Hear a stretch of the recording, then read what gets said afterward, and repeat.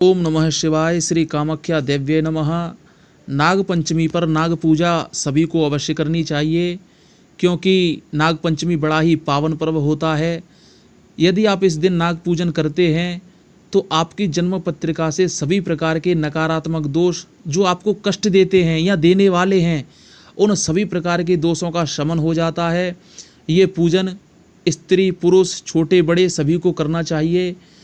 इस पूजन को करने से पुण्य की भी प्राप्ति होती है और महादेव का भी आशीर्वाद प्राप्त होता है। लेकिन नाग पूजन नाग पंचमी पर करने से पहले सबसे पहले आपको भगवान शंकर का पूजन करना है, उसके बाद ही नाग पूजा करें।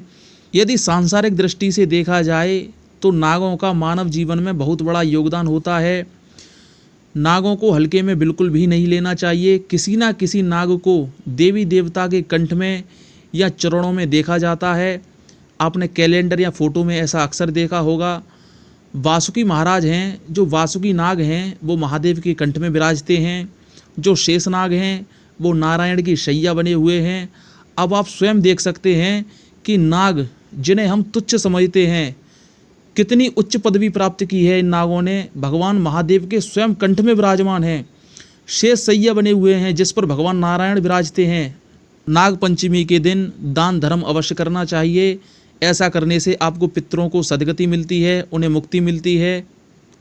और यदि आपके सपने में अमावस्या या इसके आसपास स्वप्न दिखाई देते हैं सर्पों के, तो समझना चाहिए कि जन्म पत्रिका में नागदोष या पितृदोष हो सकता है। ये सर्प अक्सर कृष्ण पक्ष या शुक्ल पक्ष की पंचमी को भी दिखाई दे सकते हैं और पूर्णिमा तिथि को भी दिखाई देते हैं। यदि इन तिथियों में नागों के स्वप्न आते हैं तो समझना चाहिए कि नागदोष या पितृदोष जन्म पत्रिका में बैठा हुआ है। और जब ये नाग स्वप्न में दिखाई देते हैं तो या तो ये काटता हुआ दिखाई देता है, या हमारे पीछे दौड़ता हुआ दिखाई देता है, या फिर फन को फैलाए हुए दिखाई देता है। यदि ऐसे सपने जिस किसी को भी आते हैं तो विवाह में विलंब होता है, पुत्र प्राप्ति में विलंब होता है, लड़कियां अधिक हो जाती हैं घर में, व्यवसाय चलना बंद हो जाता है, और घर की जो युवा पीढ़ी होती है वो गलत रास्ते का अनुसरण करती है, गलत मार्ग पर चली जाती है। यानी कि समस्याओं का सामना करना पड़ता है। बहुत सी समस्याओं का तो वर्णन भी नहीं किया जा सकता। ऐसी ऐसी समस्याएं जन्म पत्रिका में इन दोषों के होने से उत्पन्न होती हैं, और इन समस्याओं का निवारण करते करते आपका रुपया पैसा भी अत्यधिक मात्रा में बर्बाद हो जाता है, खर्च हो जाता है। नागों का स्वप्न किसी भी व्यक्ति को या महिला को, किसी भी उम्र के व्यक्ति या महिला को आ सकता है। इसमें किसी भी प्रकार का संकोच ना करें, बल्कि शीघ्र समाधान करना चाहिए। इसके समाधान हेतु किसी भी भोपा या भगत के चक्कर आप बिल्कुल भी ना काटें। वो आपको ठगेगा, 10,000 दे दो, 5,000 दे दो, 20,000 दे दो, फलानी रात्रि को फलाना हवन करना है, अमावस्या को ये हवन होगा, आपको मूर्ख बनाता रहेगा वो। इसलिए आपको किसी भी ऐसे भगत या तंत्र मंत्र के चक्कर में नहीं पड़ना है। नागदोष कोई ऐसा नहीं है कि छोटी मोटी पूजा से भी ना जाए। अभी हम आपको सभी कुछ बताएंगे, लेकिन आपको वीडियो पूरा देखना है, स्किप नहीं करना है, और वीडियो को सब्सक्राइब भी अवश्य करें, जैसे ऐसे महत्वपूर्ण वीडियो हम आपको देते रहें। इन सभी दोषों के निवारण के लिए नारायण बलि, नाग बलि, रुद्राभिषेक, नाग पूजा करनी पड़ती है, तभी ये दोष सभी शांत होते हैं। इन सभी का पूजन करने से सबसे अधिक लाभ उज्जैन या नासिक में मिलता है, या फिर 12 ज्योतिर्लिंगों में से किसी भी एक ज्योतिर्लिंग पर पूजन करने से इसका लाभ अत्यधिक मात्रा में मिलता है। ये सभी पूजन इन्हीं स्थानों पर करवाएं तो ज़्यादा बेहतर होता है।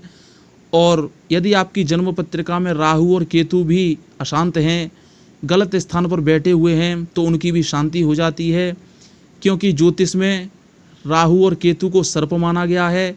राहु को सर्प का मुख और केतु को पूंछ माना गया है सर्प की।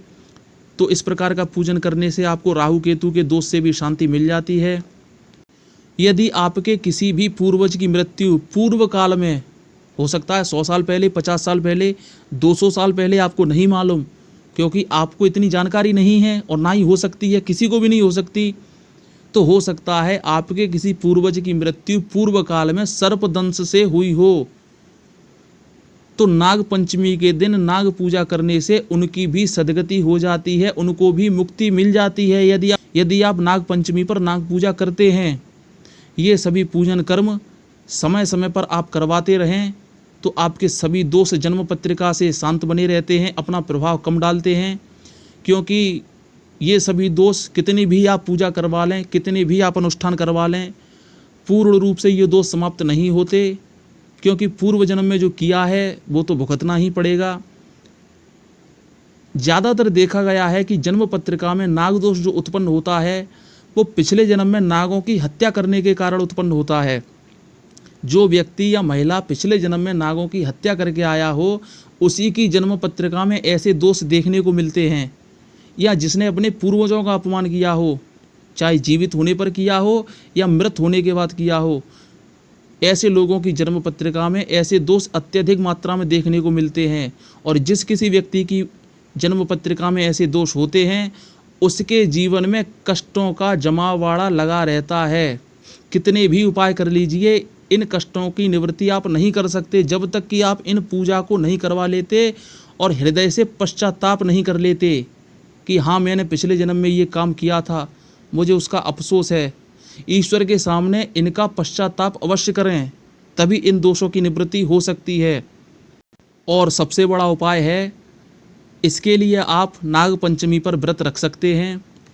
इस बार जो नाग पंचमी आने वाली है, उस नाग पंचमी पर आपको व्रत रखना है और उसी दिन से आप ऐसा आरंभ कर दें, प्रत्येक शुक्ल पक्ष की पंचमी तिथि को जो हर महीने आती है, उसको आप व्रत रखना आरंभ कर दें। पंचमी तिथि को नागों की पूजा करें और भगवान महादेव की पूजा करें।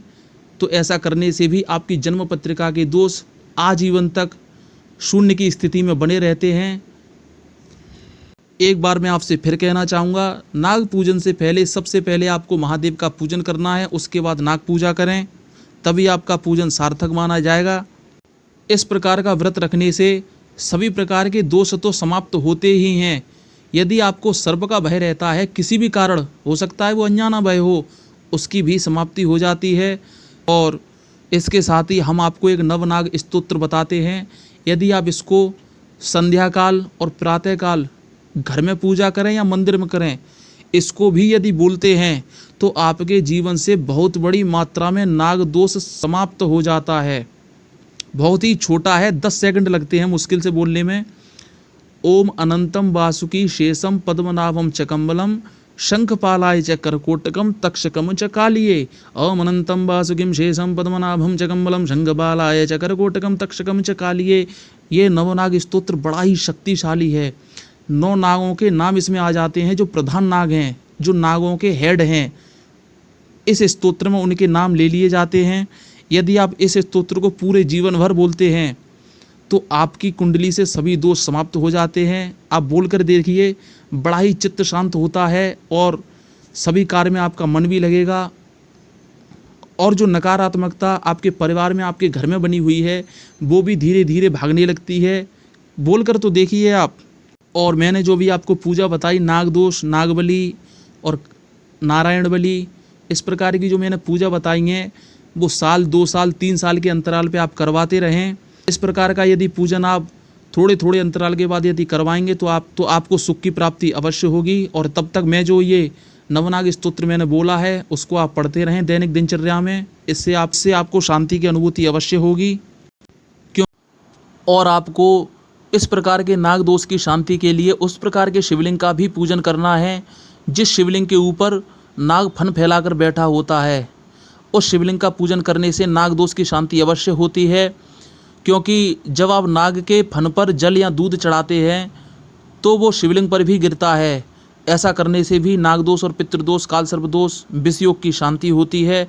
आपको इस प्रकार का भी पूजन करना चाहिए, या फिर आप ये पूजन दैनिक दिनचर्या में भी कर सकते हैं। किसी भी प्रकार का दोष नहीं लगता। मैंने इसी वीडियो के डिस्क्रिप्शन बॉक्स में नागों से संबंधित वीडियो दे रखी है।